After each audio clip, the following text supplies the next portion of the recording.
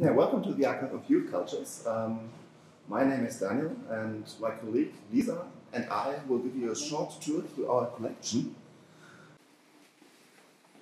Hi, I'm Lisa, and I'm going to give you a little insight in our fanzine collection. We have in the storage room about 20,000 or even more than 20,000 fanzines, from really science fiction, fantasy, to punk, to graffiti, hip-hop, queer feminist fanzines. You're going to get a little idea of that now.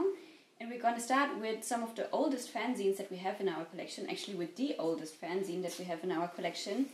And that is a science fiction fanzine. As some of you probably already know, science fiction is also a thing that worked with fanzines very early, or is also often named as the first zine that worked with fanzines. This is from 1957. And as you can see, also copy techniques were a bit different back then. This worked with some kind of a wax stencil, and the paper is really thin. Yeah, actually we have some of the oldest science fiction fanzines here in this area because they're about to be digitized. We're really happy that we have the possibility to digitize them. As you can see, yeah, they're really fragile. The paper is falling apart, and we digitize to prevent the paper, or actually the fanzines, from getting in an even worse shape. That is something special because usually if you do digitization projects in Germany, you always have to upload to publish some of the digitizations, and that is a bit hard because of the German copyright law that is really restrictive. But now we have the possibility to just digitize for digitizing, and that is super nice, and actually gave us also the possibility to really look into our own science fiction fanzine collection. Again, that has about 5,000 fanzines in total. What's also really interesting is how they work with colors in the very early years. Andromeda, that I just showed you, is the zine by the, I think the first or one of the first science fiction clubs in Germany. Here this is Icarus, where you can see, yeah, how they work with like very few colors and handmade illustrations, because yeah, there were no graphics really available. Really sweet. I love the aesthetics.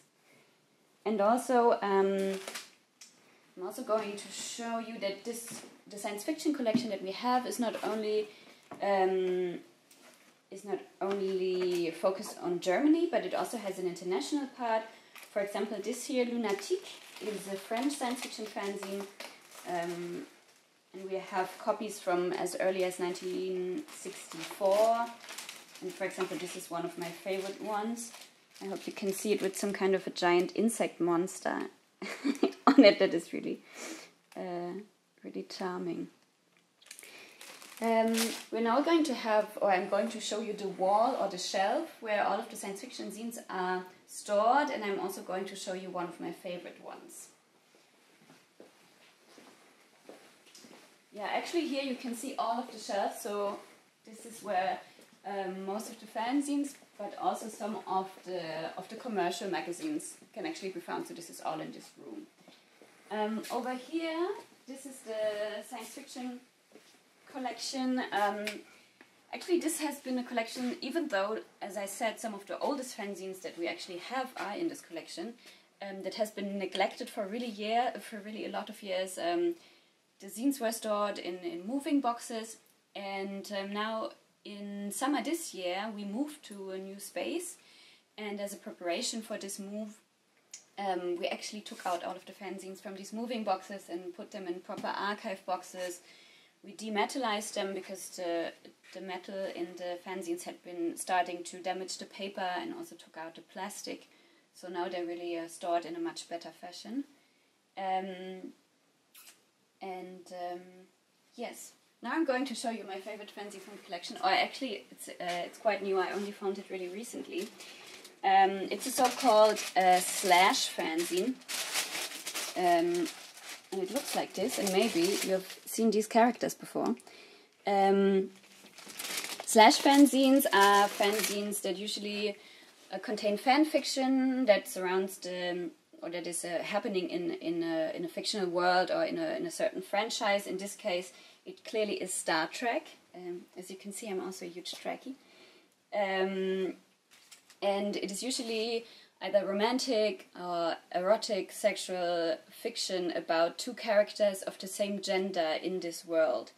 And for example here, I think this one is really cute. Actually, this kind of fiction has been around since the 1970s. And the so-called K/S fiction, Kirk and Spock fiction, has been a big part of this this kind of fiction in the beginning. And yeah, look at this, it even has a photo love story. And it also has some quite explicit content. Also here on the back you can see the two making out.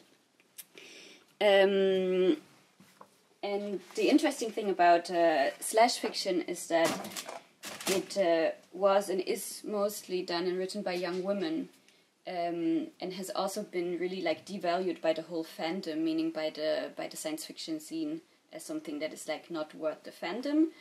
And that is an interesting part because in this whole collection that you've like seen a bit of now, the very predominant perspective is that of white men, and so that is also something that is very predominant in science fiction, but obviously also in punk, in metal, in many other subcultures. And yeah, so I'm always happy to find something like that. But obviously that also is reflecting like who's donating things, who's donating fanzines to us, which is still mostly white men, and obviously that is also a point that we have to start working on, or have to start working on even more, to see that more perspectives get visible, become visible in this collection. A part of that is obviously like always asking the question, what do we buy with the funds that we have, though the funds are kind of limited, but the question is also like who are we reaching out to, or who knows about us and who thinks that it is a possibility to donate things to us. And that is something that, yeah, we should have in mind when talking about this collection. And now Daniel is going to show us some other fanzines and other collections, techno, hip-hop and graffiti.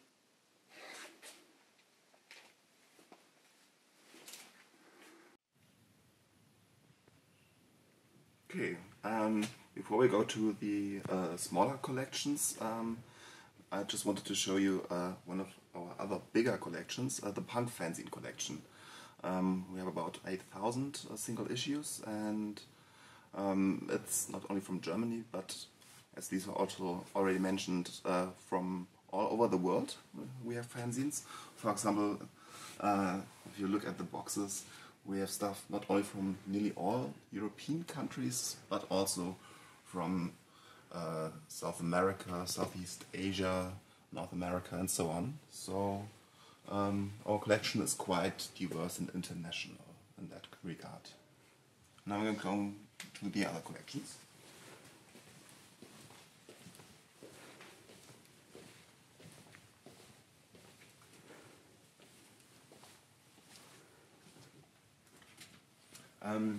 For example, here's our techno collection. There are not so many fanzines included in that collection. It's mostly commercial magazines or advertising financed magazines. But we have a few fanzines. For example, here's one from Detroit, Global Techno Power. It is done by Robert Hood from Underground Resistance. Maybe some of you know them. And it's one of the earliest techno fanzines that we have. It's from 1992, I think. And it's about techno in Detroit, but also techno in Germany. For example, there's the Love Parade 1992 as one topic in this fanzine. And there's also advertising from a Berlin techno record store, even though it's from Detroit. Besides that, we also have a jungle fanzine from Miami, which is also something that is really rare and quite interesting. Hip-hop is another part of our collection where we don't have that many fanzines, but mostly magazines. And for example, here are some of our few hip-hop magazines, hip-hop fanzines, sorry. This one, Mix East Side News, it's from the East Berlin hip-hop scene from the early 90s. And it later became a more professionalized magazine, actually, but it began like that. It also is a graffiti fanzine, as you can see, but there are not that many fanzines in the hip-hop scene and not that many hip-hop fanzines in our collection.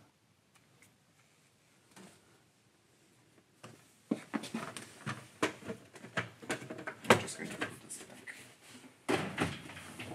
Yeah, besides techno and hip-hop, there are also collections with gothic fanzines and magazines.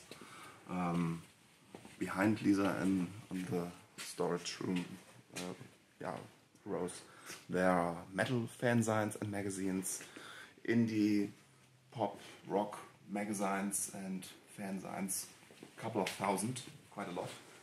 I'm just going to show you a few graffiti fanzines. We also have stuff from the graffiti scene, like artwork and objects, but also a few fanzines.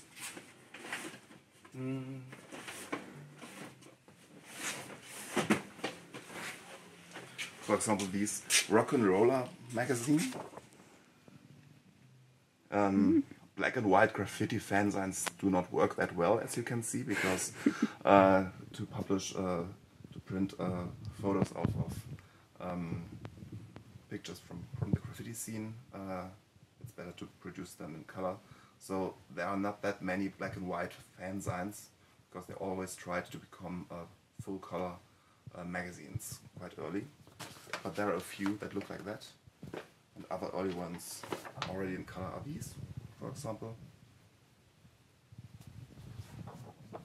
And yeah, this is also a very important part of our collection, actually.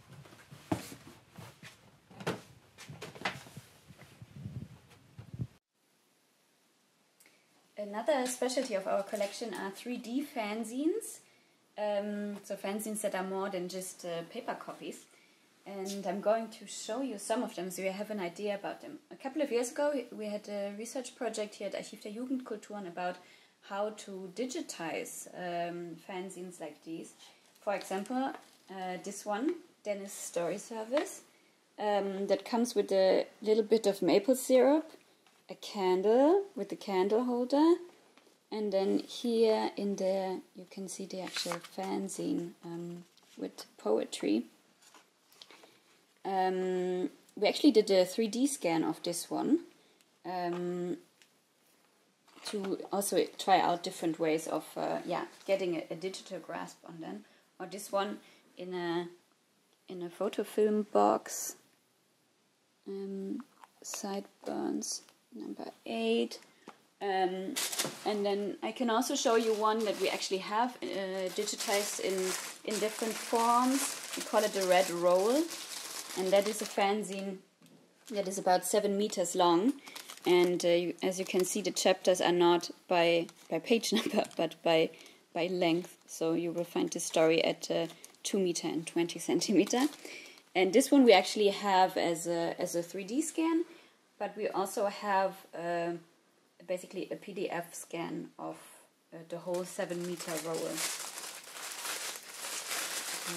So this is really the fun section, so to say. And yeah, before we end, there's one more thing I want to show you, and that is our queer feminist zine collection, also to give you an idea of what we actually work on. The collection is here. And this is actually one of the collections that is most demanded from the people visiting us. We usually always have one person working with it, and this is really like it's a vague description, or it's a vague idea of this section. As you can see here, it's kind of like called the category queer feminism, and then we have boxes here that say queer feminism. We have some that say queer fanzines. Then we have the Riot Girl section. That is actually pretty cool because we have some very early homocore copies and also a Bikini Kill.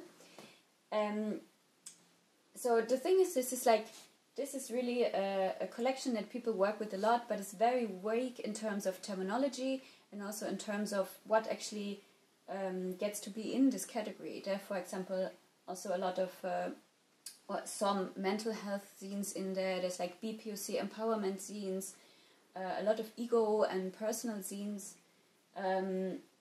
but it is kind of very.